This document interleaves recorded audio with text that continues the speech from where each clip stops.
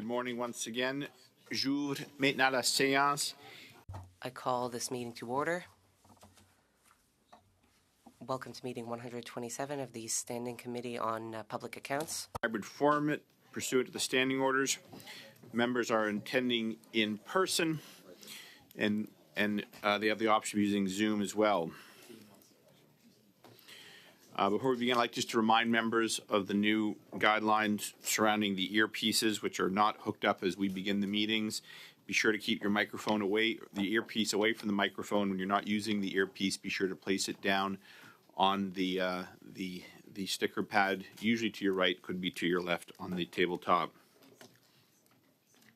Veuillez garder à l'esprit les mesures préventives en place pour protéger. Please keep in mind the preventative measures in place to protect the health and safety of all participants, including our interpreters. Pursuant to the standing orders, the committee is gathering today as part of its study on the 2024 reports 5 to 7 of the Auditor General of Canada. Our witnesses today from the Office of the Auditor General, Karen Hogan, Auditor General of Canada, Andrew Hayes, Andrew Hayes, Deputy Auditor General, Sami Hanouch, Principal, Mathieu Lequin, Principal, and Nicholas Wales, Principal as well. Ms. Hogan, you'll begin with an opening statement of up to 5 minutes. You have the floor, please. Thank you, Mr. Chair. Just so you know, because it has 3 reports, it's a little longer than 5 minutes. That is always not a problem, and I apologize for being so precise this time. Usually I just say you have the floor, and you do. So we will, of course, endeavor, and we will listen to you with bated breath. Thank you. Thank you. I appreciate precision around numbers, Mr. Chair, so thank you. I am pleased to be here today to discuss the 3 reports that were just tabled in the House of Commons. I first want to acknowledge that we are gathered in Ottawa on the traditional unceded territory of the Algonquin Anishinaabe people. I will begin with our audit of professional services contracts. It looked at whether federal contracts awarded to McKinsey & Company between 2011 and 2023 complied with applicable policies and provided Canadians with value for money. These contracts spanned 20 federal organizations, including 10 Crown corporations. The total value of contracts awarded to McKinsey & Company during the period we reviewed totaled $209 million, of which about $200 million was spent. We found that the organizations awarding the contracts showed a frequent disregard for federal contracting and procurement policies and guidance. We also found that each organization's own practices often did not demonstrate value for money. The extent of non-compliance and risks for value for money varied across organizations. For example, in 10 of the 28 contracts that were awarded through a competitive process, we found that bid evaluations did not include enough information to support the selection of McKinsey & Company as the winning bidder. Nous avons aussi constaté que la justification. We also observed that the justifications to award non-competitive contracts were often missing. Roughly 70% of the 97 contracts we looked at were awarded to McKinsey & Company as non-competitive contracts. Their value was approximately $118 million. When we sampled and reviewed 33 contracts to assess results, we found in more than half that one or more issues prevented organizations from demonstrating that the contracts had delivered value for the money. This included a failure to show why a contract was necessary, no clear statement of what the contract would deliver, or no confirmation that the government had received all expected deliverables. We found that as the central purchasing and contracting agent and subject matter expert for the Government of Canada, Public Services and Procurement Canada did not challenge organizations when awarding some contracts on their behalf.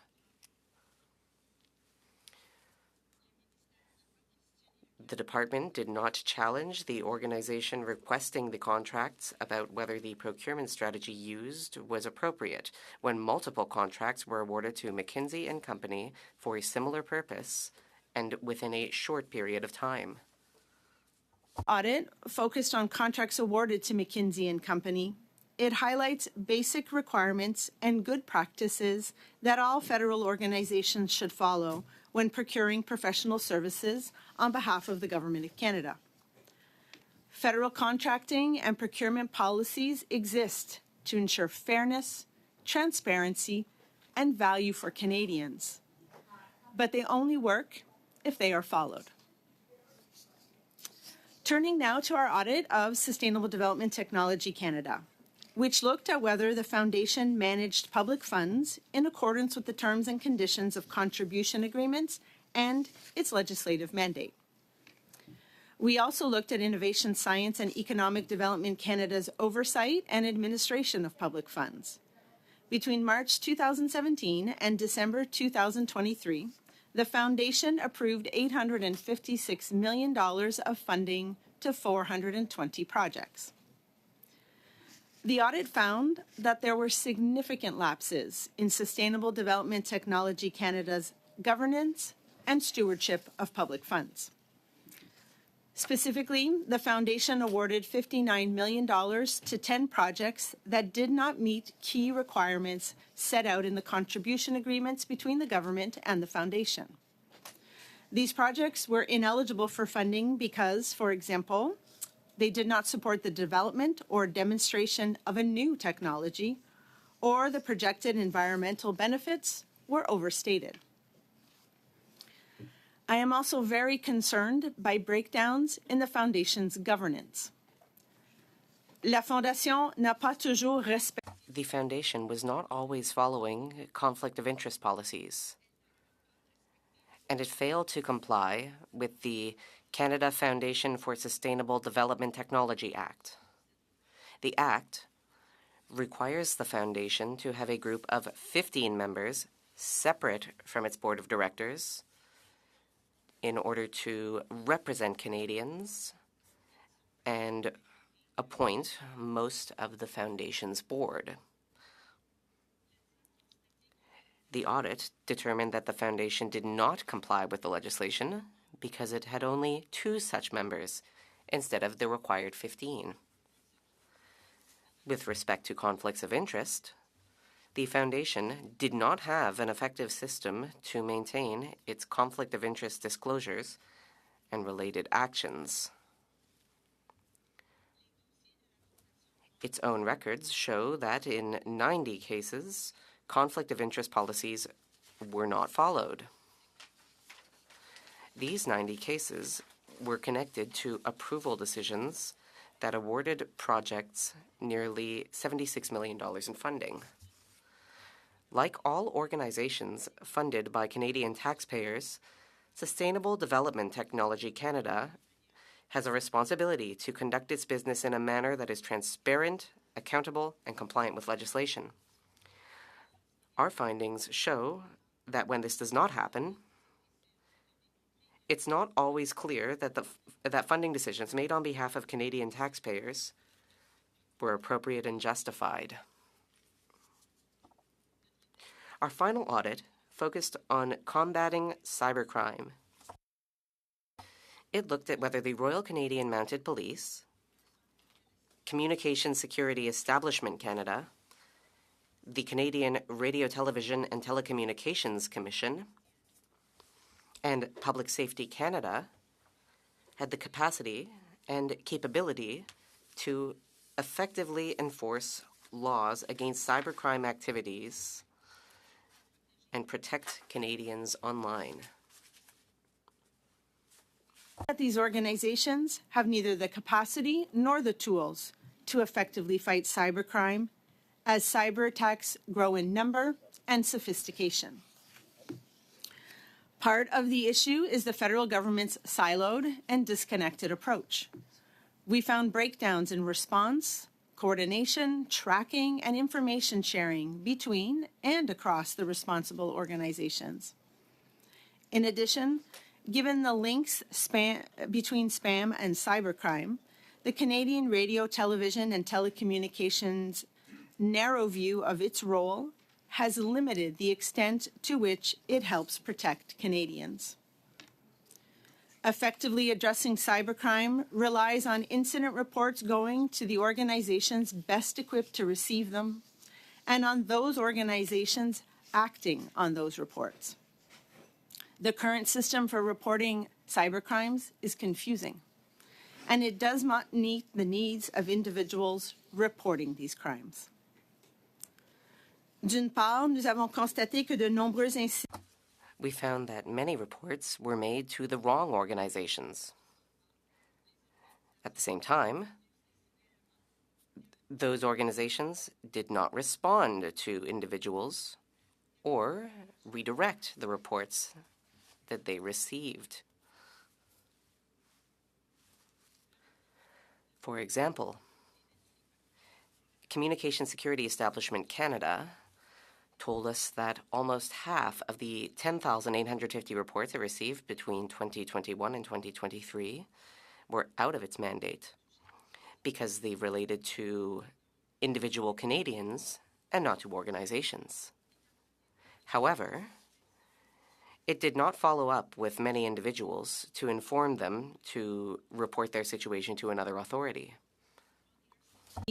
Communication Security Establishment Canada and Public Safety Canada have discussed implementing a much-needed single point for Canadians to report cybercrime. This has yet to happen.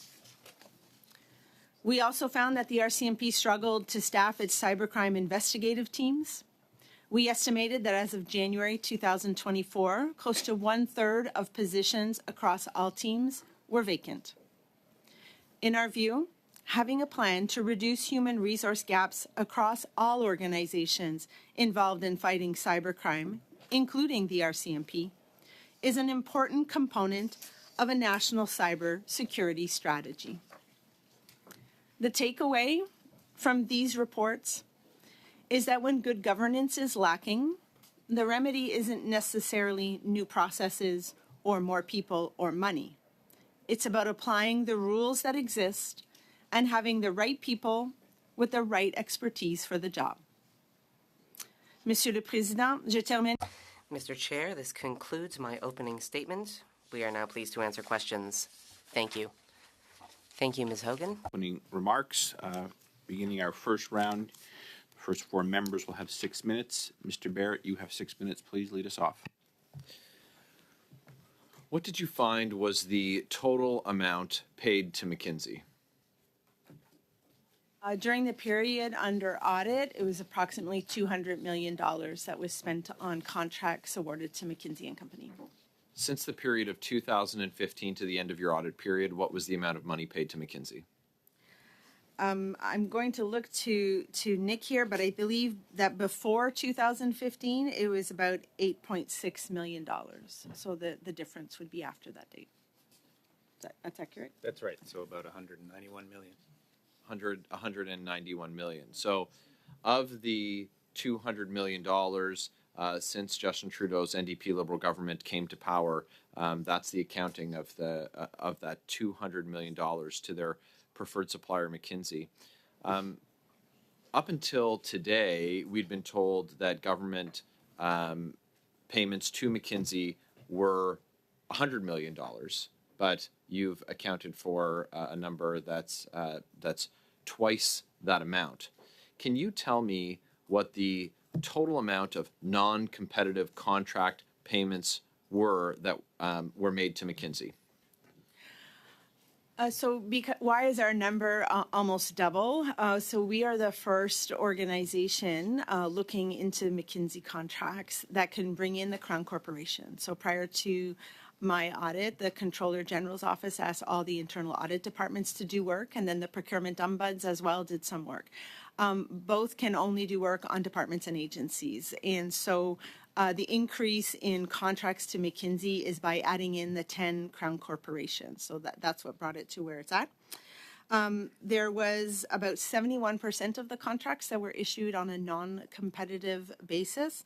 They represent 118 million of contract awards for actual spend. I'll have to see if Nick has that number, or we might have to get back to you. I don't have it to hand, but we can get back to you with that. So can you just break that down, what it means to have a non-competitive? Qu'est-ce que cela signifie, un contrat de gré à gré? Est-ce que les autres entreprises peuvent soumissionner, notamment dans les contrats qui sont à la McKinsey? Les règles d'approvisionnement encouragent un processus concurrentiel. Celui-ci aide à augmenter les chances d'optimisation des ressources. En revanche, les contrats de gré à gré sont autorisés. Il y a certaines exceptions. Normalement, lorsque le contrat est de faible valeur ou lorsqu'un seul fournisseur est en mesure de fournir le service ou s'il y a un besoin urgent. Ou alors, si un processus concurrentiel public n'est pas dans le meilleur intérêt. Chaque demande de contrat de gré à gré doit être correctement justifiée et dans ce cas-ci, ça ne l'a pas été. Vous avez dit 71 %? Oui, 71 % des 97 contrats qui ont été émis par les sociétés de la Couronne. Ce n'est donc pas une exception. Il semble que ce soit la règle plutôt que l'exception. 71 %, ce n'est pas une exception. Vous avez également mentionné le critère de faible valeur du contrat. Vous avez parlé de 17 millions, de 118 millions. Donc, il y a donc... maintenant, parlons de technologie de développement durable Canada. Nous avons entendu des témoignages de lanceurs d'alerte, du ministre responsable également. On a parlé d'un scandale du niveau du scandale des commandites. « 90 conflits d'intérêts ont été découverts. Quelle a donc été la valeur de ces contrats que vous avez découverts? Quand on a examiné la situation de la fondation de TDDC, nous avons trouvé des lacunes en matière de gouvernement et également la gouvernance des fonds publics. Les conflits d'intérêts ont été mal gérés. 59 millions de dollars ont été attribués à des contrats qui, à notre avis, étaient inadmissibles. Le chiffre que vous avez mentionné correspondait au chiffre de la fondation en termes de conflit d'intérêts, où un membre du conseil d'administration a participé aux discussions et a pu voter à des contrats auxquels il appartenait. Donc, cela ne veut pas dire que le contrat aurait été attribué, mais dans ce cas-là, il aurait dû y avoir récusation. Vous avez parlé de 76 millions de dollars attribués dans le cas des 90 cas. Point of order. Chair, yes. We haven't had interpretation for a while. Les excuses. I will continue to talk here. Could you let me know when you begin to hear my words in French? We need, obviously... Mr. Bird, I'll give you time to restart. Again, about 10, 15 seconds. Go ahead, in addition to the time you have. With the 90 conflicts of interest that you uncovered, you talked about the $76 million that represents. That's conflicts of interest by directors that were handpicked by the Trudeau government, who then picked the remaining directors on the board. So these are insiders, and the insiders finding themselves in 90 cases of conflict of interest. You also mentioned, Madam Auditor General, $59 million in ineligible payments. Those are ones that didn't meet the criteria, didn't meet the rules of the contribution agreement between the government and the fund. You also found 37 terminated or canceled projects worth $154 million with $35 million spent. What happened to that money? So this was one of those lapses in in stewardship of public funds by the foundation. The foundation had a process in place to look at milestone monitoring, and there they found out that some organizations were submitting expenditures that were not eligible. Rightfully so, they canceled the contract. What was missing in the governance of these public funds is that the foundation should then have informed the federal government so that an adjustment could be made to future funding to the foundation, or that steps could be taken to recover Was those the money funds. recovered? Was the money recovered? That would be a question to ask the foundation. At times, they did reduce the funding received, but this is really a lapse in the board's oversight on managing prudent funds. Thank you. Mr. Barrett, next up, Ms. Bradford, you have the floor for 6 minutes, please. Chair, and thank you to the AG and our staff for appearing this morning. I'm going to focus my questions on combating cybercrime because that's certainly an area of concern in society and governments at all levels right now. So during your investigation, how did your team measure or quantify the success or failure of the government's capacity and capability to effectively enforce cybercrime laws in Canada? So I will see if CME wants to jump in, but we were looking here at whether or not they had the ability to respond to the quantity of potential reports of cybercrime. There are many parties involved in cybercrime at the federal government level, and then layer in that there are other layers of governments, law enforcement, and the private sector. So there are many people involved in this space. So we were looking at whether they had enough people to actually respond to the reports that were received. And what we found in many cases is that thousands of them were not acted on. For example, at Communications Security Establishment, they received almost 11,000, like 10,600 cases, I think, reports to them of potential cyber crimes. They're an organization that really deals with businesses and critical infrastructure. So when about half of those were from individuals or related to individuals, we would have expected that they would have told those folks, you need to report this to a different place or pass it along to the organization that could have helped deal with their report. But what we found is in almost 2,000 cases, an individual never heard back. So I would imagine that Canadians are somewhat frustrated by wondering what happened to their potential report.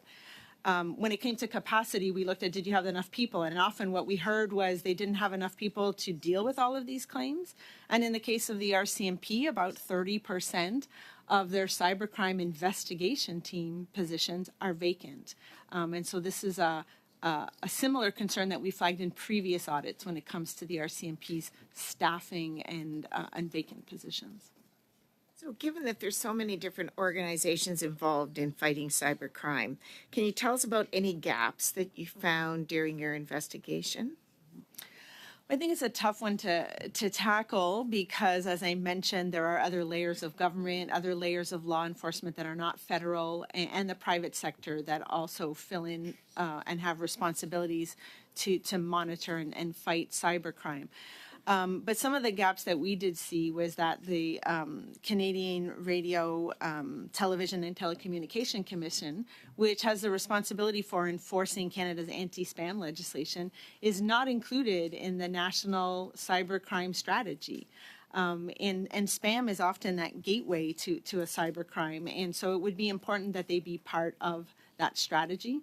We then saw that there was lack of sharing of information between organizations. I mentioned to you before how some reports ended up in the wrong place and then were not forwarded on.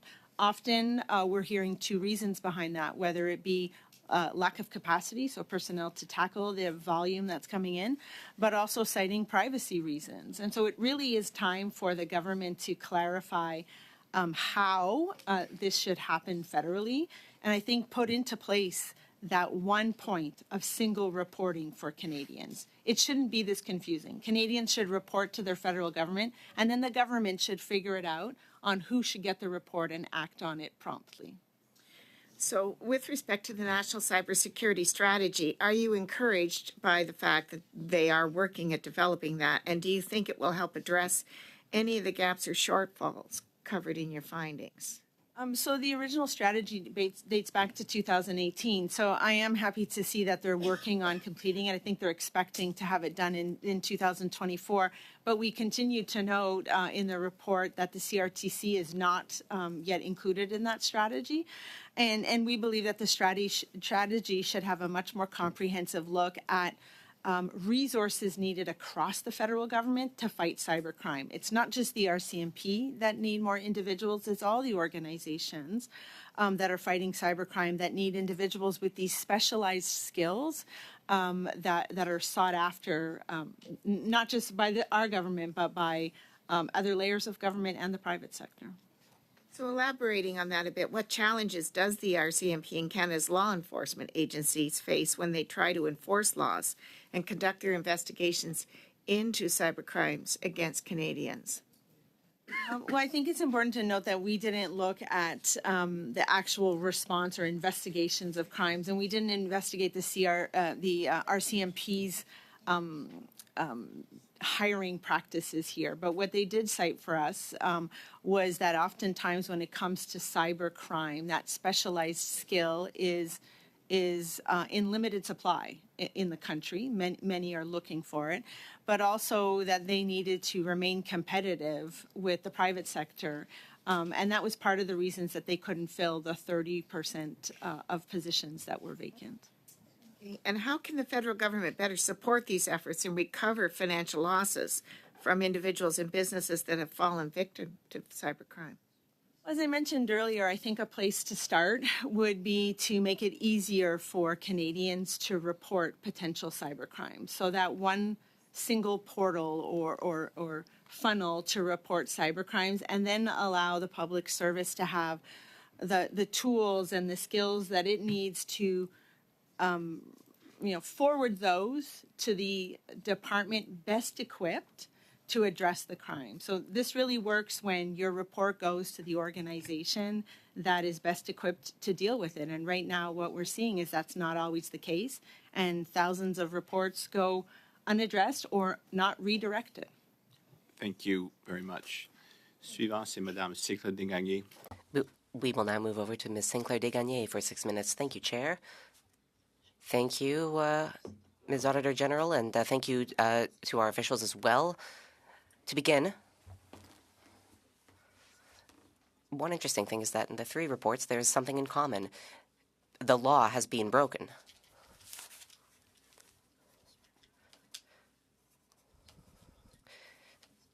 So we're beyond the level of a performance audit here. Simple audits of programs. You're making observations about violations of the law created by the federal government. The federal government is therefore unable to follow its own laws. Could you talk a bit about possible criminal conduct on behalf of the CRTC? And can you provide a timeline of what is set out in paragraph 47 of the report? Paragraph 47 describes a situation where there was an investigation launched by the CRTC, if it's the same word in French.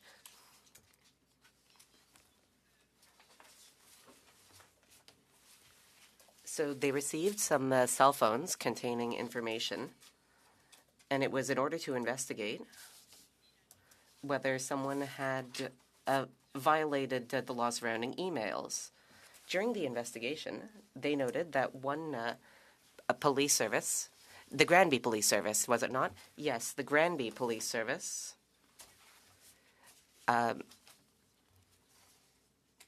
so it had received some electronic communications.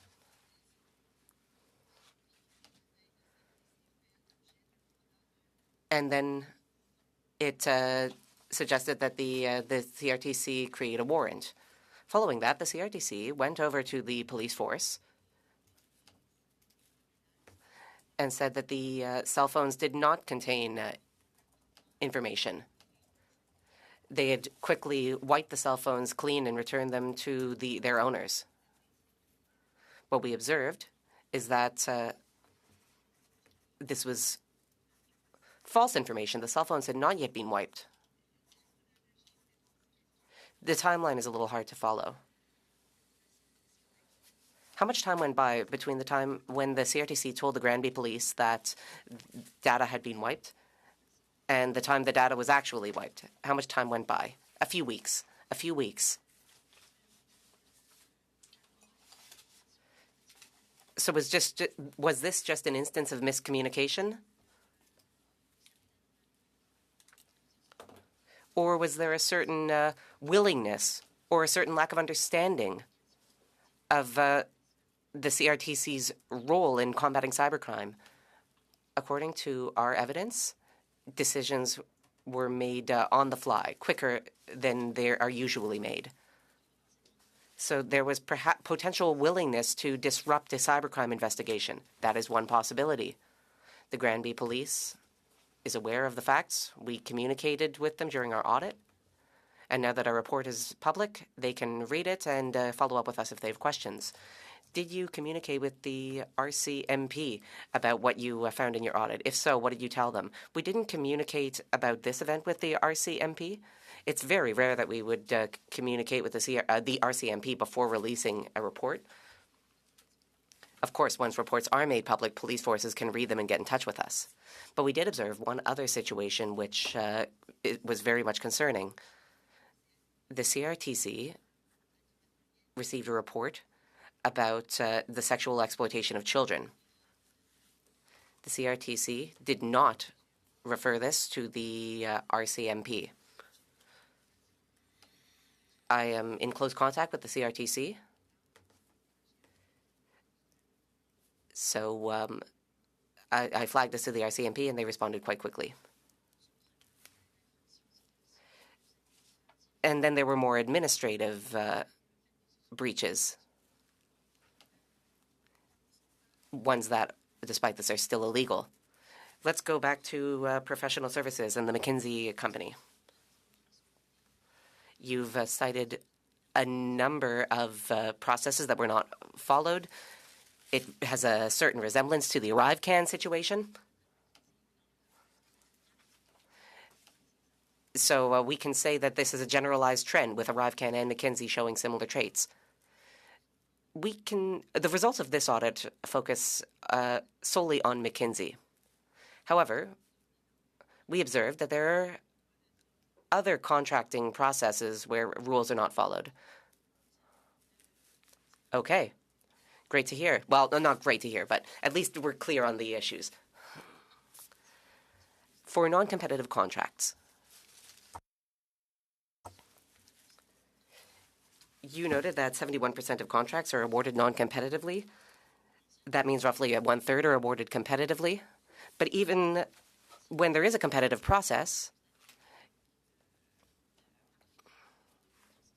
sometimes it's not a true competition. That is, sometimes the selection criteria are too restrictive. You noted this in your report, if I understand correctly. And then for the 71%, only roughly 20% of that number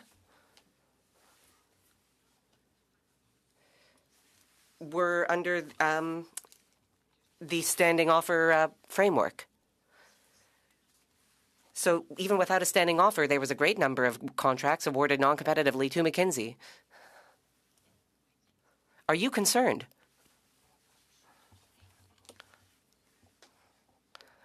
I'm always concerned when a contract is awarded without a competitive process and when the justification for doing so is not solid. Certainly, there are some exceptions where non-competitive contracts can be awarded, but because they're the exceptions to the rule, justifications need to be explained.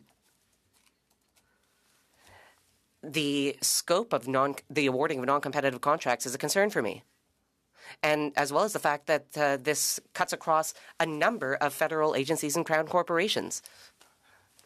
Thank you. Mr. Desjardins. Thank you very much, Mr. Chair. I want to thank the Auditor General and her team for conducting this important audit into what Canadians already experience and they already know, that there is this growing concern of mismanagement and inefficiencies at the federal government. And I think the Conservatives do a good job in reference to categorizing the problem, which is this big bloated bureaucracy. But we find that the other half of that truth is that it's actually a private sector entity that's continuing to bloat our expenses. Whether it's ArriveCan or in this particular instance, we see that private firms continually take advantage of the vulnerability at our federal public service.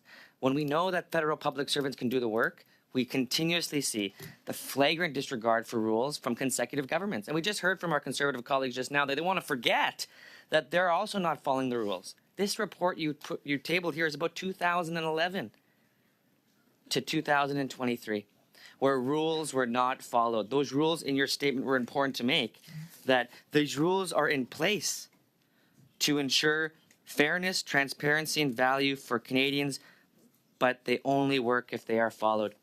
Would you say that those rules were not followed between the same period of time of 2011 to 2023? So you're correct in that our audit covers a 12-year period, which is a very lengthy time.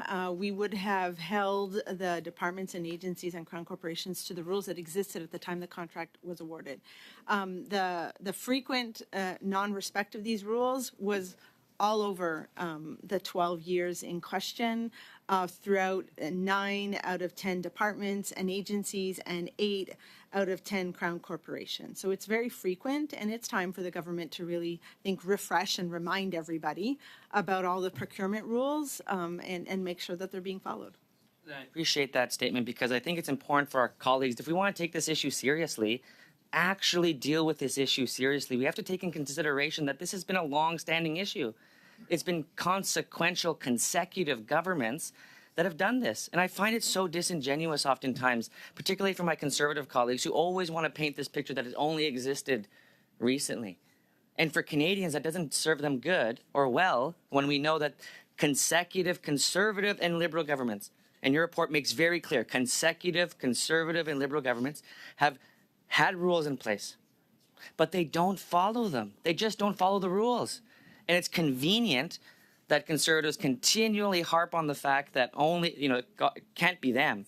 But as a matter of fact, the problem is consecutive governments doing this. And so I want to make certain that in our discussion on this report, particularly, Mr. Chair, when we summon this report for investigation, when we table this report so that we summon witnesses, that we focus on the true, genuine need to deliver results for Canadians, which is transparency, fairness, and to actually recommend solutions that are going to fix this permanently. To continually use this as an opportunity to make cheap shots at just one government, when they're also were in government during the time of this audit period, they have to do some honest reflecting about making this work. And they're gonna, they're harping on me right now because they don't want to actually deal with the facts that they're the ones who did this. They didn't follow the rules. And then the Liberals followed suit and didn't follow the rules. I find it so difficult in this committee oftentimes. It's just the Bloc and the New Democrats we're the only ones who want transparency here. We're the only ones that actually want to fix this issue. And the Conservatives are laughing because they want to make this into a partisan game. When, as a matter of fact, this is serious money. And I appreciate the Auditor General for pointing out the fact that these rules have been consistently and flagrantly disregarded by Conservatives and Liberals. And it's important as committee members that we take this issue seriously. And they're not, I beg their pardon on this because I hope that they can take it more seriously than they have today. And so I'll turn my attention to the findings of your report. 5.31, the finding related to procurement strategies that were structured to make it easier for McKinsey and Company to be awarded contracts. How is it possible that the procurement strategies that were undertaken, particularly the policies that create these procurement strategies, were structured or even altered when McKinsey and Company, prior to their bidding on these projects? So out of the 97 contracts that we looked at, 6 of them appeared to be designed to suit or to favor McKinsey. And you can appreciate that when there's 20 organizations, almost every contract is a uniquely different story. So I'm going to try and keep it somewhat general. But I would tell you that in 4 of the competitive contracts, we found that there was a change in strategy that made it easier for McKinsey. So we're not saying that it's you can't change your procurement strategy, but that you need to really justify why you were changing a strategy to award a contract to a specific vendor. In two of those cases, we found that the procurement strategy was a competitive one, but that there were questions raised by bidders around the narrowness of certain criteria. We didn't see documentation about how those concerns were addressed. And then in the end, there was one bidder, and it was McKinsey who received the contract. So those are the cases where it looks like it was done to suit them. When you look at the National Master Standing Offer, we did find in a couple of cases that two departments waited almost a little over a year, actually, for the National Master Standing Offer to be available with McKinsey for benchmarking services, when there were other standing offers for benchmarking services that could have perhaps answered their needs. And so, again, it's about documenting why. When you're going to go non-competitive, why you're doing it. It's I can't underscore the importance of making that clear and transparent. Thank you very much. Beginning our second round, Mr. Perkins, you have the floor. I understand you're going to be splitting your time with Ms. Block. Do you want me to? Yes, with Ms. Block. Yes. Do you want me to cut you off halfway, or you'll? That's fine. Just want to be clear. But I you have the floor for 5 minutes. Thank you, Mr. Chair. In your report, Auditor General, on the SDTC, which the public knows as the NDP Liberal Green Slush Fund, you mentioned that 90 conflicts of interest of Liberal Prime Minister handpicked appointees were in a conflict of interest totaling $76 million, and that, am I right, they didn't follow conflict of interest rules? Mm-hmm. So I would say that the foundation really poorly manages conflicts of interest in general. I just hope you could stick with it. I'm going to stick tight. They don't have an effective system to maintain conflicts of interest or the mitigating measures. And we found 90 cases where their records showed that members of the board had declared a conflict of interest, were involved in a discussion, and then voted on awarding funding to a project. And that should not happen. So that violated their own policies. For conflicts of interest. So they did report them, because further on you also say there are 96 cases when directors declared conflict of interest that the department knew about. So are those 96 in addition to the 90? So we found that there were 96 cases that were actually well done. It was declared, and the minutes of the meetings properly show that individuals had recused themselves. But there were 90 cases where that was not the case. And when we spoke with the members of the board in question, they either told us that they didn't have a conflict of interest, or that they had. So there's had 186 cases where there's a conflict of interest. Overall, Yes. I'm going to look to make sure So I'm what's getting this right. Yes, overall. What's the total of the two in dollar values? Because you only list 76 million for the group of 90. What's the total with the 96? In the 96 were properly handled. So really what's concerning is the 90 that were not They're all properly concerning. handled. Any conflict of interest is concerning. So the 90 was 76 million. How much is the 96 conflict of interest? That's good to see. I don't have that number Can you off the top table of my that? hand. We'll have Okay. to get back to the And committee. in every single case of the 186 conflicts of interest, in every single case, when that came to the board, because the board approves them all, there was a senior Department of Industry official present, correct? So there was an assistant deputy minister that is an observer at the board meetings of the foundation. So the answer is yes. Yes. Yes. Okay, over to Ms. Block. Thank you very much. In your report, you reference National Master Standing Offers, otherwise known as NMSOs. It is my understanding that these are a common procurement tool used by a government when a unique or ongoing service is required by government departments as a way of providing certainty. Would that be a correct characterization? Absolutely. A standing offer is meant to really be almost like a self-serve. Here are certain services or products that are regularly procured, and then a good price is put in a standing offer for departments, agencies, and crowns to then call up against. Thank you very much. In this audit of McKinsey contracting, you found that the NMSO established by Public Services and Procurement for McKinsey was done through a non-competitive process for benchmarking services, and they did not provide proper justification. I think you mentioned that that happened in a number of contracts. I believe this calls into question whether it should have been established to begin with at all. Would you say that is accurate?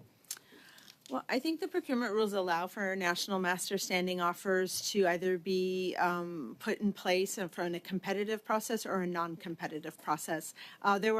Prior to the issuance of this NMSO for McKinsey, there were others that had been issued to other vendors on a non-competitive basis, and this one was done on a non-competitive basis as well. I found that Public Service and Procurement Canada's justification was really weak. Then the next step is when departments, agencies, or crowns use it, that each of them should have properly documented why choosing the McKinsey National Master Standing Offer versus another one where similar services might have been available.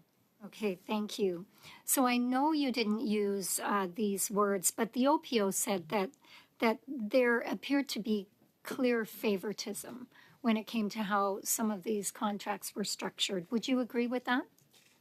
Well, I would tell you that we found 6 instances where we thought that the process was designed to suit or favor McKinsey, so 6 out of 97. So favoritism. So what we actually have here is a government setting up a pipeline to funnel tens of millions of dollars through a non-competitive process to one of their favorite companies, McKinsey. A question, Ms. Would Block, you agree please. with that?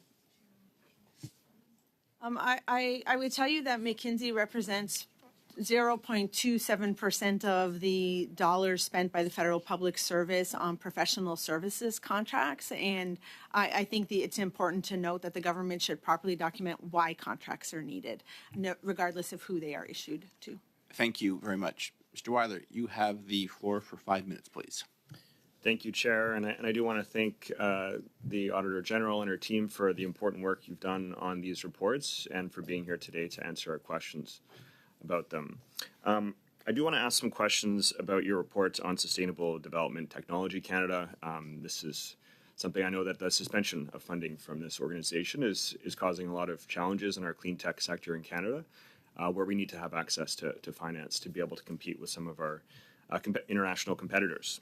But there were some very significant findings that were made in your report, including 90 instances where funding for projects were approved when conflict of interest policies were not followed. I would like to ask a question, though. How many of those instances were related to the 5% across the board COVID relief payments that were delivered to all SDTC clients? So in the 90 cases, there was 63 of them that were linked to the 2 payments that were made around COVID relief. Okay, so those were just across the board without actually specifically choosing individual companies by the board for those cases. Yeah, the way the COVID payments were done, I think, violated two things. One, the conflict of interest rules not being properly followed, since individuals who had conflicts of interest did not recuse themselves from the vote. But secondly, it was done in a blanket format, so it was all at once. And the contribution agreement between the Government of Canada and the Foundation does not allow for that. It requires that each individual contract and payment be looked at on a merit basis and awarded to a specific project. So this violated not only the contribution agreement, but their conflict of interest rules. Thank you. And could you explain some of your recommendations for related to conflict of interest in your report? So I think it starts with the fact that the foundation really just has a poor system to manage their conflicts of interest and the mitigation measures. So we believe that they should have a system, which they put in place near the end of, I think, 2022. But again, we saw inconsistencies between what had been declared in minutes and then what was maintained in this system. So I do think that they have a lot of work to do around managing conflicts of interest at the board. But more specifically, they also have other conflicts of interest not covered by their policies, and we cited a few examples that they should really improve on. I would also point to you that there was a recommendation around conflict of interest in our professional services contract. So it's important to be much more proactive when it comes to conflicts of interest. And I think Mr. Hazel maybe add something about one of the specific recommendations. I think it's important to mention that there is also a recommendation that ISED, the department, should be also monitoring and ensuring that it assesses challenges, conflict of interest at the foundation. So there is an oversight role that ISED should be playing. Thank you very much. And could you also go over your recommendations regarding project eligibility, including kind of what went wrong with this and what are the implications for your recommendations? So you're asking me to remember a lot of specifics. I'm going to see if Mathieu wants to join in on here, but I think I would say overall it's about making sure that when the awarding of public funds is done, that it follows the structure, the governance structure that was agreed to between the federal government and the foundation. It's actually clearly set out in the contribution agreements between the government and the foundation. And the board really failed to comply with those requirements. They created a stream that we believe doesn't even meet the mandate of the foundation, which is some of the contracts that we believe received funds in an ineligible way. So it's about going back to basics and following that contribution agreement. Mathieu, did you want to add something? Yeah, and as we said in the report, the material for the discussion around the eligibility of project are minutes and record of decision, board minutes, and PRC project committee review, and they're very concise, they're very high level, so it's very difficult as an auditor to understand what was the level of engagement, the level of discussion for specific project. Thank you. And just with my last question here, based on your experience, your general experience in audits, what are some of the challenges with arm's length organizations such as SDTC and how they face in regards to accountability and process? Well, so in the federal government, foundation is a unique one because you have the departments and agencies, and then at arm's length you have the crown corporations, and then at further arm's length you can have a foundation like Sustainable Development Technology Canada.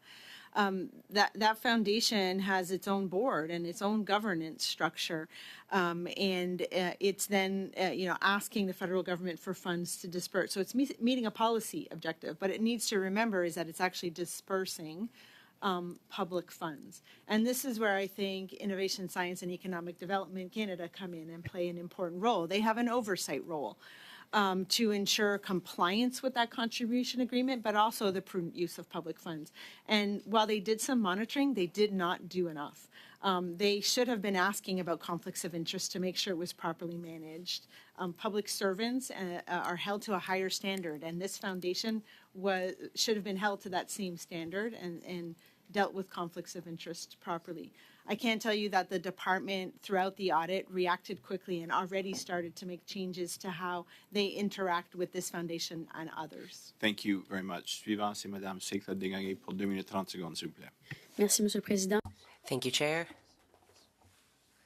First things first, could you very simply confirm that you are able to provide the two following lists? First, the list of the 90 cases where conflict of interest rules were not followed at Sustainable Development Technology Canada, and second, the list of the 10 projects which were ineligible but which were funded anyway. Could you provide these lists to the committee? Yes, I can't give them to you now, but I can provide them to the committee. Chair, could you please follow up and make sure that the information is provided? We'll talk about that afterwards. As we noted, your information, the information becomes committee information. We could perhaps publish it on the website. Well, just inform the committee members of the final decision. Oh, certainly, I'll do that. Just because it's an important issue. Now, back to non-competitive contracts. One counter-argument that the government might raise is that standing offers are sometimes even more competitive because even though they are considered non-competitive.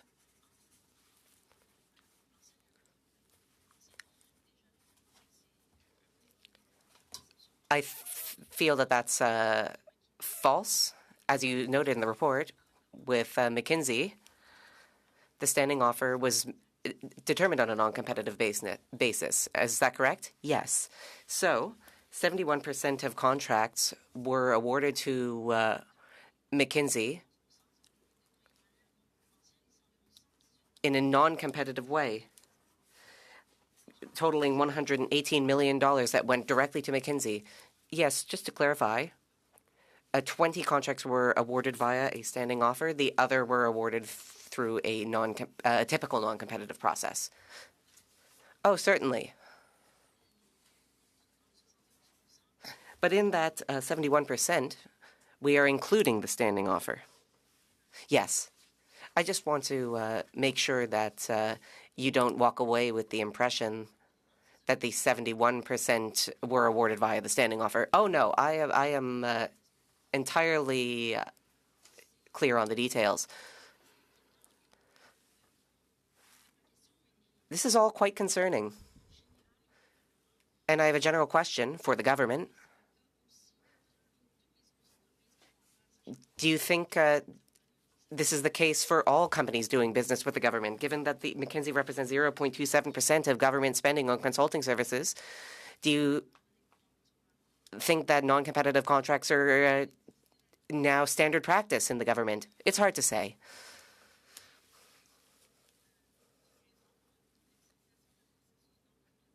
I observed that the lack of justification tends to be a common problem, but with the scale of money being provided to one specific company, I don't know if that extends beyond McKinsey. There you are. Mr. Desjardins. Thank you very much, Mr. Chair. Auditor General, you mentioned that 0.27% of contracts were given or awarded to McKinsey and Company since 2011. Is that correct?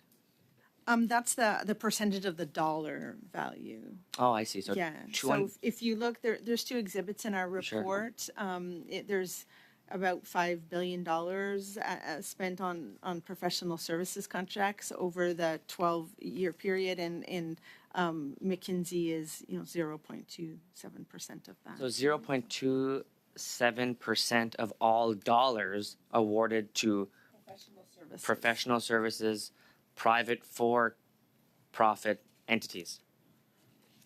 Correct. Correct? It's for certain contracts. Oh, thank you. He's providing a clarification for me.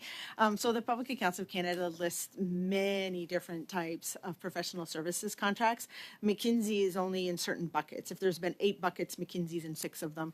So there's 0.27% of all funds spent in those 6 buckets out of 8 professional services. Those are arbitrary numbers. But it paints a picture for the fact that this issue is immense. And I think that's why you pointed this figure out, that it's not an issue of McKinsey and Company, which it is in some parts, I believe, but 0.27% of all those funds demonstrate that 99% of professional service dollars is awarded, but that the issue that you're describing here, which is that the government failed to guarantee that these certain companies were worthy of receiving contracts and Canadians getting money or value for their money, is the overarching or larger concern here, correct? Well, and that's why I said that I don't believe that our findings are unique to McKinsey. I believe that we'll likely see that rules weren't paid attention to with other professional services contracts, but even more general around procurement. We often see that the justification for non-competitive contracts is incredibly weak. And there are a lot of rules to follow in procurement, and the fact that the frequency of disregard here was many different aspects, whether it be... Why doesn't the government just follow the rules? Like, why? Which is exactly why I don't believe this is about more rules, but about following existing rules. And I think that the government needs to ask themselves that. Is it because the rules are so complex that folks try to go around them in order to get contracts out quickly? Or is it that rules are so complex that there's so many of them that you don't know them all and can't apply them? I really think it's something that public service needs to figure out, because they're meant to promote fairness and transparency and good value for Canadians, and they really only work if they're used. Thank you. Thank you. I'm going to try to give you one last spot, Mr. Desjardins, so we'll come back to you. Ms. Kuzi, I understand you're splitting the next 5 minutes with Mr. Caputo. That's correct. Will you hand it off to him, or do you I want me? will hand it off. Very to him. good. You Thank have the floor for 5 minutes. Thank you very much. And thank you, Chair, and thank you, Madam Auditor General. Again, I'm going to go back to an individual who has been intrinsic to this study, and that is Mr. Dominic Barton. I'm sure you're aware Mr. Dominic Barton is the former global international leader of McKinsey. Mr. Barton is also the Prime Minister's hand-picked appointed ambassador to China. Mr. Barton was also his chair of his Economic Advisory Committee. So the infiltration of McKinsey in this Liberal government runs deep, and it doesn't stop there. To go on, Dominic Barton attested himself in Government Operations Committee that he had dinner with the Deputy Prime Minister. We saw the Prime Minister warmly introduce Dominic Barton at an international event. Mr. Barton has also met with Katie Telford, as well as Gerald Butts. So as I said, Mr. Dominic Barton, the former international head of McKinsey, is no stranger to this Liberal government. But on February 1st, 2023, Dominic Barton testified, not at this committee, but at Government Operations Committee, and he lied. He lied about attending a strategic meeting with the Canada Infrastructure Bank on June 23rd, 2020, when he was Canadian ambassador to China. And today is confirmed in your report that the Canada Infrastructure Bank received not one, not two, but 3 contracts from McKinsey, with McKinsey. So, Madam Auditor General, my question to you is, on what dates were each of these 3 contracts awarded to McKinsey? I'm going to have to get back to you on the specifics of dates. I don't have that level of information on all 97 contracts at my fingertips today. Okay. Please ensure that you do that, because determining those dates will be very interesting to corroborate with the previous testimony that we have from Mr. Barton, where we have seen that he has lied before to a parliamentary committee. And I would not put him past him to find that these dates corroborate with his implication with both McKinsey as well as the Liberal government. I also think it's important to point out, you mentioned in your report the SDC and defense wait times of 1 year. I can't help but wonder if Mr. Barton's implication has something to do with that as well as the contracting chains. And with that, I'll pass my time over to Mr. Caputo. Thank you, Ms. Kuzi, and thank you for being here.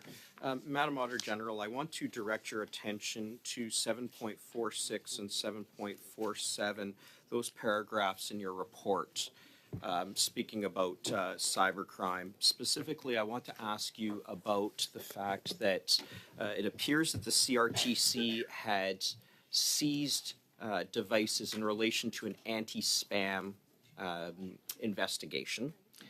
And on those devices was evidence of another offense unrelated to the anti-spam investigation. Am I correct so far? Yes, you're correct in that the CRTC seized devices as they were investigating an allegation against the anti-spam legislation. During that investigation, they uncovered that a law enforcement agency had a criminal investigation ongoing. I do not know the nature of that criminal investigation. So it was a separate criminal investigation, and the CRTC provided digital evidence to the law enforcement organization. And the CRTC was then made aware that the police were going to be applying or had applied for a search warrant, and a search warrant would be coming. In the meantime, they stated that the data had been deleted off the devices. In other words, they went to the owner of those devices, the CRTC did, knowing a warrant was coming, asked for permission, received permission, and then deleted evidence from devices that the RCMP were going to seize pursuant to a warrant. before the police obtained the warrant. Is that accurate? Yeah, the CRTC was informed of the possibility of being served with a warrant after they had provided the electronic information to law enforcement. In an expedited fashion, they did accelerate cleaning the devices or deleting the contents of the devices and returning them. The incorrect information they provided to law enforcement was around the timing. When they had told them that the devices had been wiped, that had not yet occurred. So not only were they incorrect or lied, they actually deleted evidence that would be seized. Now, can your office please provide this committee with all communications from the CRTC in relation to that, including all individuals and their titles who were involved? Mr. Chair, we can provide that information. I believe that Mr. Hayes would like to. Sure, I want to say a few words in that. Yeah, one clarification: it was the Granby Police, not the RCMP, that we were talking about in the report there. Although we did not name that organization, and yes, we will provide you with the information that we can on the individuals involved in the documents that we have. Thank you. Very It sounds much. like it could Thank be you. Thank you very much, obstruction of Mr. justice, so Caputo. thank That you. is the time, unfortunately. Ms. Shanahan, you have the floor for 5 minutes, please. Thank you, Chair. And again, I'd like to thank the Auditor General for being here today with her team to provide these 3 reports to us. It's as is often the case, there are overriding themes to the reports, and I'd like to ask the Auditor General a couple of questions around, namely the conflict of interest rules. That's the one recommendation that you brought forward in the professional services report. But I must say, given that the scope of this report was from 2011 to 2023, when I was sitting on this committee in the 42nd Parliament, many of the reports that we were seeing from the Auditor General at the time had to do with, for example, in disability payments, unconscionable delays in delivering service. We know what was going on during that time, and that was many cuts to the public service. And so I'm wondering what was going on in the public service from that time, where was it a lack of capacity? Was it a lack of guidelines, how to address conflict of interest and how to provide proper documentation? Was it a lack of oversight? What were some of the causes, do you think, Auditor General, to this problem? This is a really big question spanning 12 years. I mean, the public service has changed so much over the course of 12 years. I would start by telling you that as an auditor, if you haven't documented something, it didn't happen, right? So it's important to, if you're making a judgment call or if there is a potential conflict of interest, that you ensure that you're properly documenting decisions, mitigating measures. It's all about being transparent. I think I would come back to those fundamentals. It's about showing transparency and accountability to Canadians. I think there's a bigger, broader conflict of interest conversation going on now across the public service. And you're right that many of the reports from my office over the last 12 years have noted issues. Most recently, I've done that as well. Conflicts of interest, you need to worry about real conflicts and also the perception of conflicts of interest. An individual shouldn't be seen to have benefited from public funds, and you need to make sure as a public service that you set up your personal life and your work life in such a way that they don't interfere. You always need to look unbiased and fair to Canadians. And what we found at a Sustainable Development Technology Foundation was really a significant lapse in the management of conflicts of interest. The one recommendation we issued under our professional services contracts was to provide clarity and be more proactive, to declare if you have a potential conflict of interest when you're part of a committee that is evaluating bids in a competitive process. Competitive process should be the way to go. And when you do that, you want to make sure that there are no biases that are introduced in those evaluations. And we believe that Relying on the annual declaration for public servants isn't enough. You should be much more proactive. In fact, we saw certain Crown corporations, especially Export Development Canada, being really good at doing that. And that's why we felt the recommendation should be to all in this audit. But I would say more generally, everyone in the public service should be thinking and talking about conflicts of interest so that we manage them better.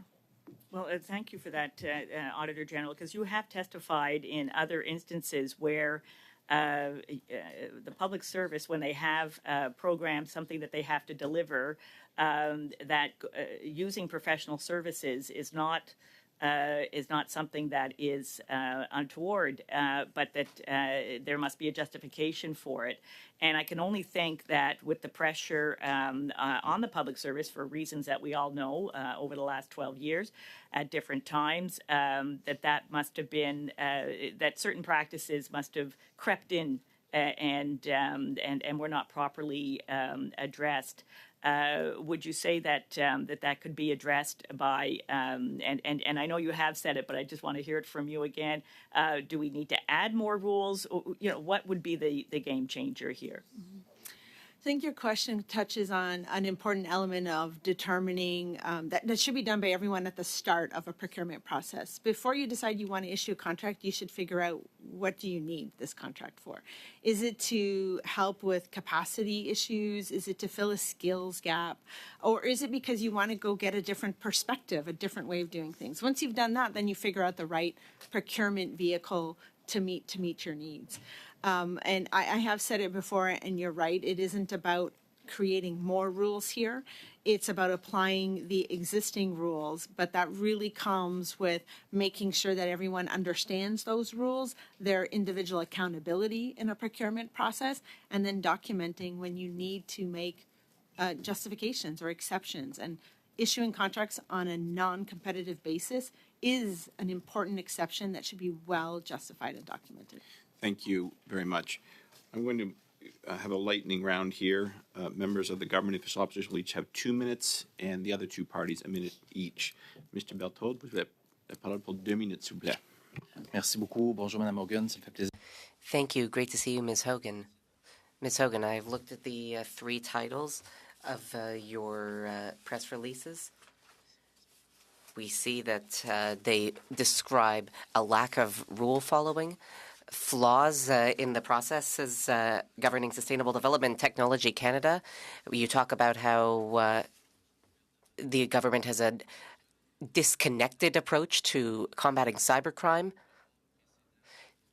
These reports contain more problems than we've seen in all your prior reports. There are some serious issues facing the government. What is your response? The scale of the violations of procurement procedures and rules governing public funds vary from one organization to another. Here we see an overarching problem bringing together Crown corporations and departments. The government needs to take a step back and make sure that all of its officials understand and are able to apply their policies. If I understand you correctly, we're seeing favoritism, a lack of rule following, management issues throughout the government. So it's time to send a clear message to the entire public service. This situation is unacceptable. What I get from all this is that there needs to be stronger oversight, be it for procurement or the governance of foundations. There needs to be robust oversight of the use of public funds and adherence to laws and rules. I have cited a number of examples at this committee meeting which are concerning for me. And if the government were in front of me, I would say get back to basics and properly manage public funds. Anything new you'd like to add? I wouldn't add any new rules. I would talk more about the need to follow existing rules. And I would look into the root cause of what's going on. Are there too many rules that are too complicated and hard to follow? If so, the public service needs to take a look at that. But At the most basic level, it needs to follow existing rules. 2 minutes, please. Thank you. Auditor General, in your opening statement, you mentioned the total value of contracts awarded to McKinsey & Company during the period we reviewed totaled $209 million, of which $200 million was spent. What happened to the other $9 million? So as I mentioned earlier, there's 97 contracts here, and they're all kind of unique. But I would cite probably two things. One is that the contract is either still ongoing, so they perhaps could spend the full amount of the contract. But in other instances, the ceiling or the full amount of the contract was not spent.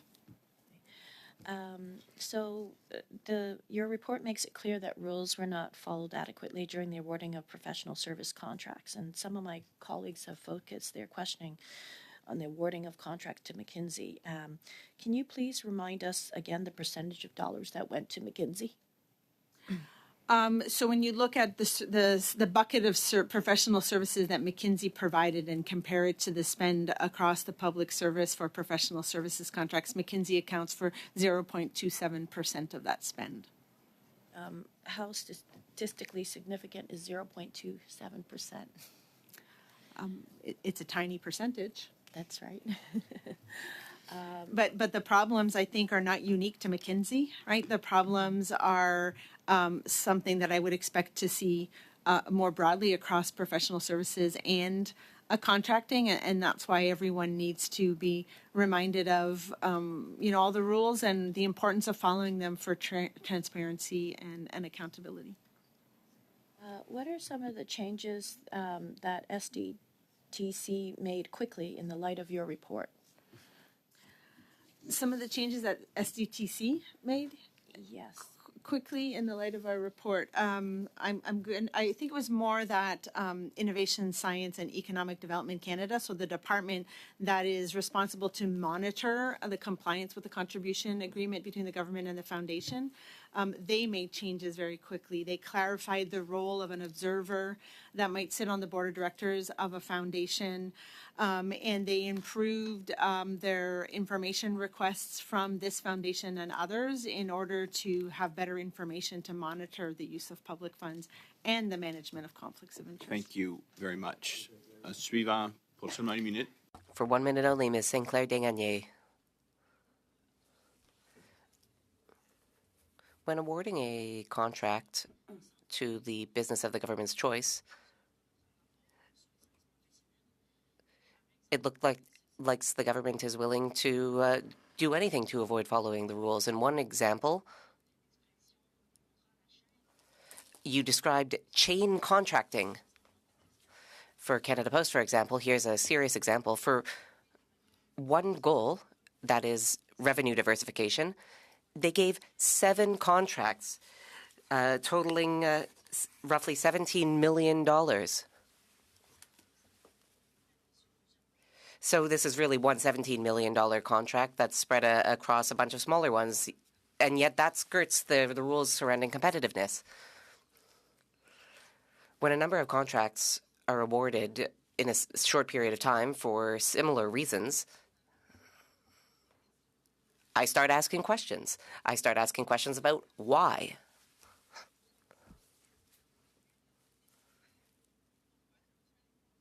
That's why we suggest the government should think about why they really need any given contract. After that, then they can decide how to award it. I would add, in this specific case, it's difficult to tell whether McKinsey even did its job.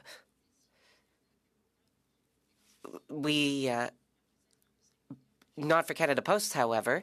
Canada Post isn't exactly more profitable after all of this. That's a whole other kettle of fish. Sorry. You have the floor for just a minute, please. Thank you very much, Mr. Chair. I do want to focus again on this pattern that's very evident. It's important to name the problem.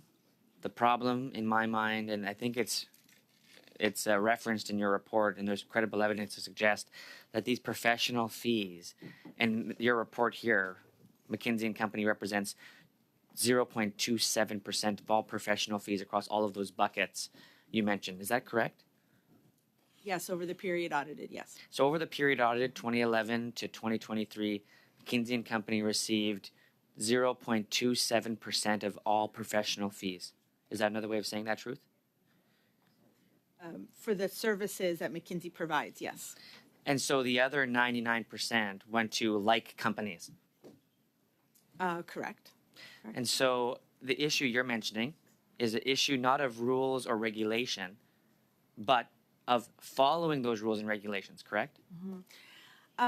Absolutely, and that's why I mean I think I want to recognize that procurement officers in the public service have a great will and desire to follow the rules, and I question whether there are just too many, or that they're complicated, because the amount of the frequency of the disregard that we saw here makes you question.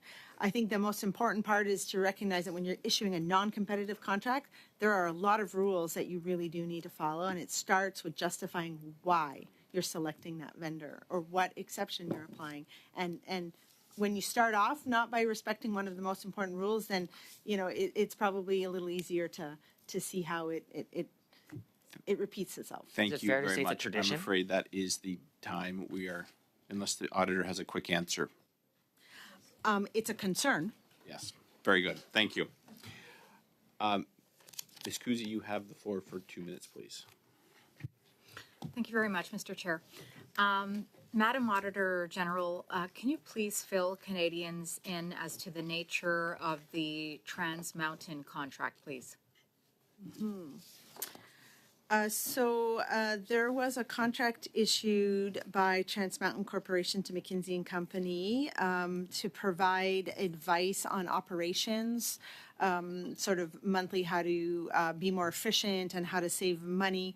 That contract was issued on a non-competitive basis. It did not have a limit, but they expected that they would spend about $19 million. To date, they have spent $32 million on that contract. Thank you. And who is the minister that signed that contract, please? I don't believe that contract was signed by a minister. We only saw one contract where a minister had to authorize the approval of it, given that it exceeded the thresholds that the public service could authorize, but that was not this contract. Thank you. I will pass my time to Mr. Perkins. Auditor General, you mentioned the issue of adhering to standard conflicts of real and perceived conflicts. 5 of the 7 NDP Liberal appointees to the Green Slush Fund Board as Point of order. voted themselves money.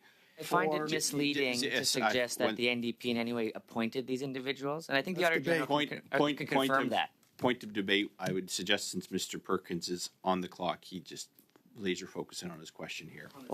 I'll start again. The appointments that were made. You have 45 seconds. The appointments that were made by the Liberal government with the support of the NDP to the Green Slush Fund, 5 of the 7 directors, as a group, voted themselves 186 times money for companies they own in the conflict of interest. Isn't the easiest way to avoid a conflict of interest to not have the organization, the government organization you're representing or being on the board of, not do business with your companies?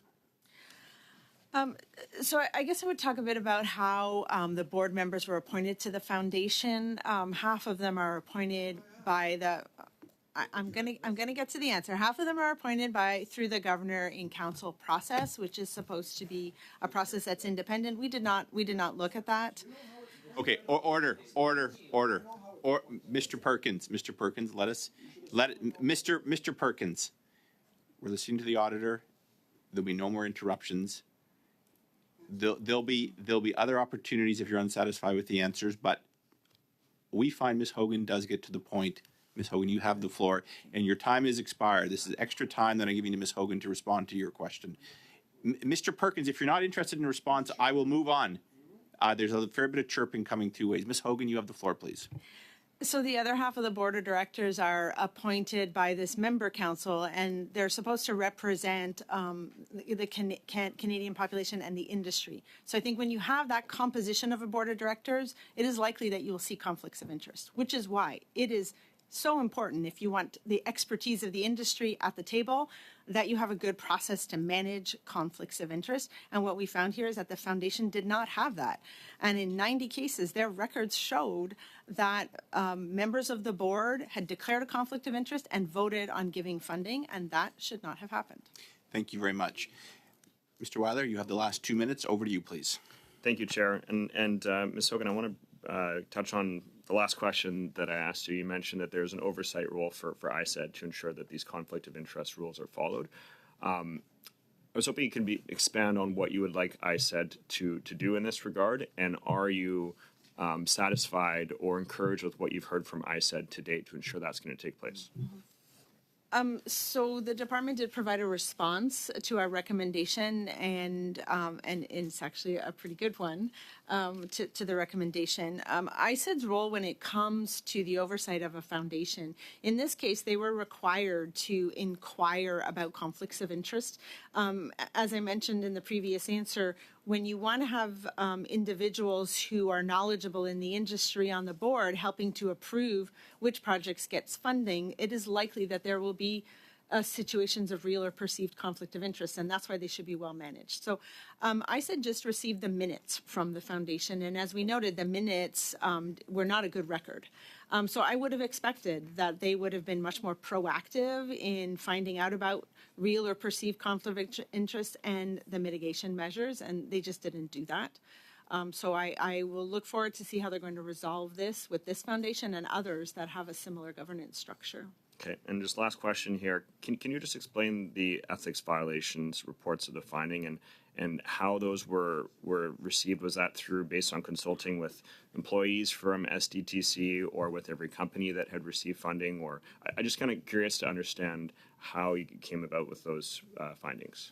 With the findings of the conflicts, the 90 conflicts with the ethics violations, the cases.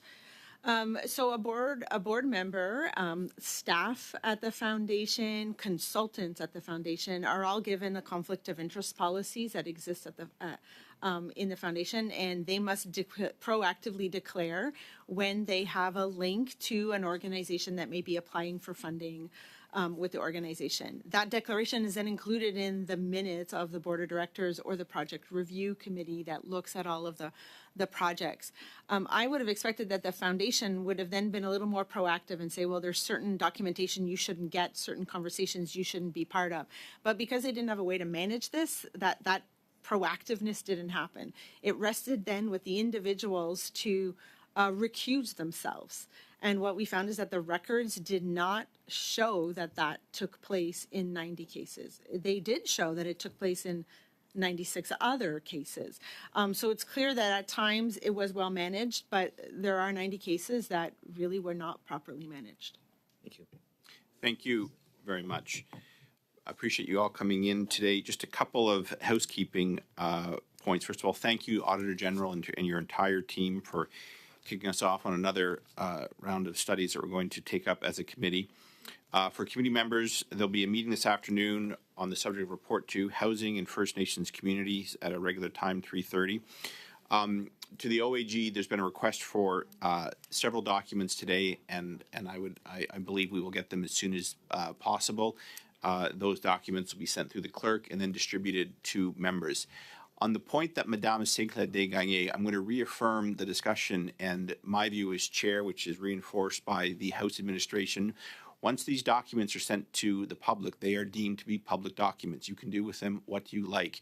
So I'm going to leave that for members to decide. You can raise them in the House. You can write about them. You can do whatever you want with them. They are considered by the chair and the House administration to be public documents, unless, of course, the auditor comes forward and requests that a document not be made public. That has not happened today. They'll be sent to you.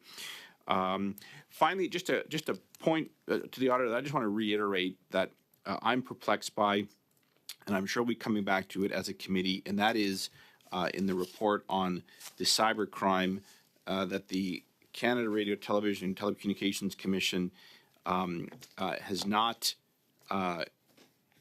validated your audit or seems to question the underpinnings. I'm not looking for an answer. I just wanted to highlight that. I'm anticipating that might come up for a future study or could even come up in your questions with the media today, because that to me is not just questioning recommendation, but the very underpinnings. It's as if you and the and the CRTC are on two different worlds, and you aren't even seeing eye to eye. I don't know if you want to respond to that. You don't need to. I just want to flag that. If you'd like a few minutes, please, the mic is yours. The floor is yours. Thank you, Mr. Chair. I mean, it's always concerning when an organization doesn't want to agree with the factual accuracy of our reports. And I spent personally, in addition to the team, a lot of time with the CRTC. I would tell you it would boil down to us just not being in the same place on what the expectations are of them to discharge their responsibilities under the Canada anti-spam legislation. And the categorization of their own internal policies. I believe when it comes to cases that affect the most vulnerable in our society, our children, that they should have acted and properly alerted the RCMP, which is why I took that action. This meeting is adjourned. We'll see you at 3:30.